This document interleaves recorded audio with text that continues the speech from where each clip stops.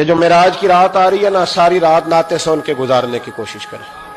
اور یہ مزہ لیں، دل ٹھنڈا کریں کہ ہم نے حضور علیہ السلام کی تعریف سننی ہے ساری رات۔ کوئی نہ کسی محفل میں جا سکے تو وہ ٹیپ ریکارڈر پہ سن لے،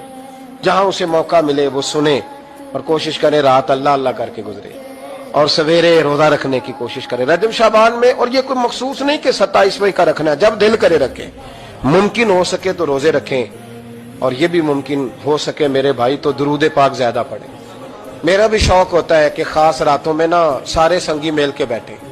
ہمارے حاجی صادق صاحب فرمایا کرتے تھے ورے دینہ دا دینے، تو کدھر جانا